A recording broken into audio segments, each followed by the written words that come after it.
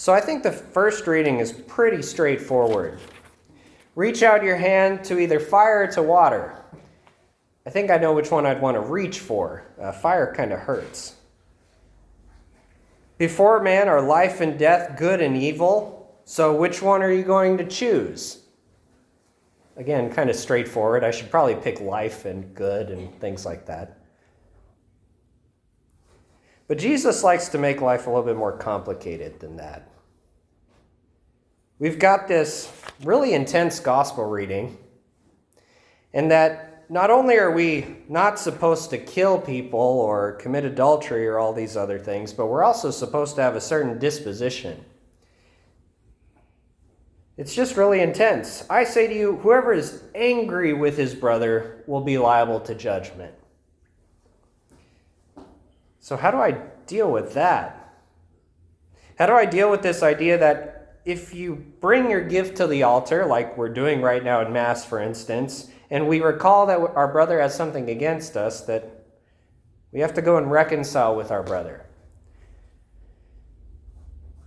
This is good. I mean, I think these are things we understand as Christians that we need to be about, but when it comes down to it, it's really difficult to do. For those married people, I mean, you know probably very well that there's any number of things that happen in a day or a week or a month, and there's things you're frustrated about, and hopefully you can get through them. Think about friendships.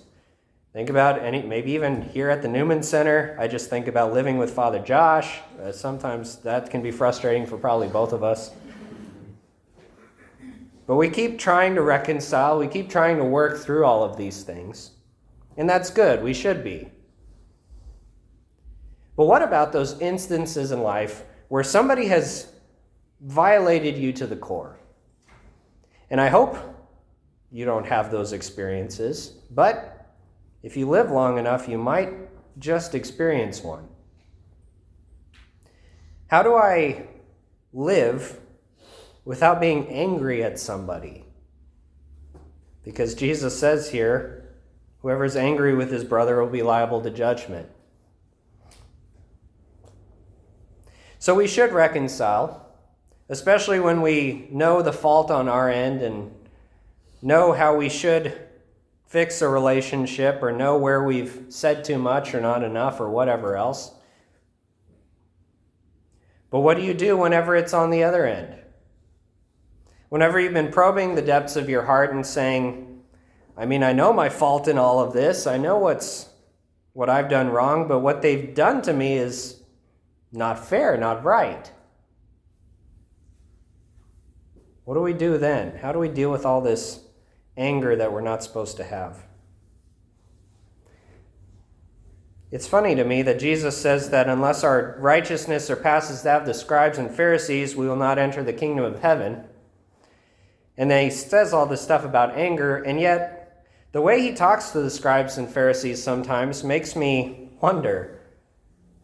Because I'm not an expert in ancient slurs or anything like that, but to call somebody a whitewashed tomb or a hypocrite or a blind guide leading the blind or whatever else he calls them doesn't sound very friendly.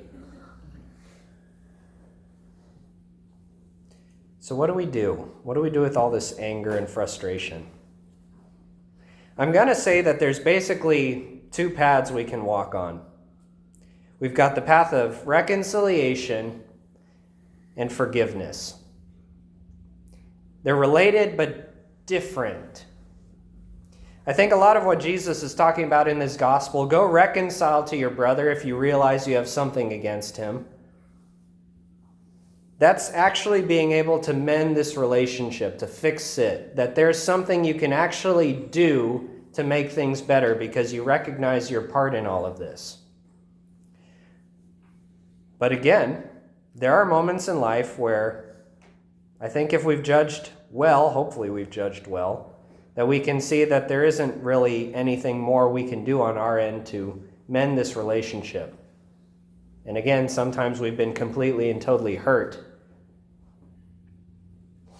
It's not fair for us to go to that person and say, I forgive you for being terrible. That's not how this works.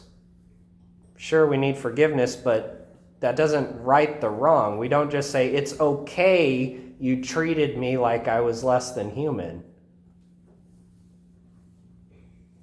So with some people, in some circumstances, we have to love from a distance.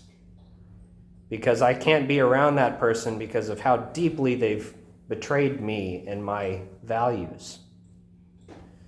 With some people, all Christ is ultimately asking for us is that we let them go. Not forget necessarily, because again, if you've been violated to your core, how are you going to just forget that?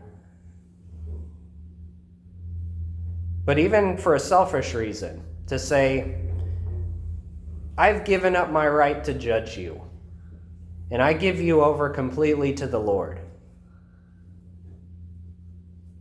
Because, brothers and sisters, what I hope for all of us is freedom. Whenever we're holding on to a hurt that's deeply embedded,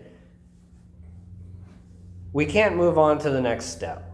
We can't move on to the next portion of life. And sometimes it takes a bit to be able to let these things go and give them to the Lord. Because maybe even something in us is saying, if I let go of this, then they get off scot-free. Even though they've hurt me so deeply, it's not fair. And you're right, it's not fair. But for our sakes, if there's something you're dealing with at the core of your being, that there's not really possibility of reconciliation, I want to invite you to offer it to the Lord at the very least. And let him be the judge of the universe that he is. To quit mulling over it in your mind over and over again. And let him deal with it. Because it's too much of a burden to bear. And to continue to walk in closeness with him.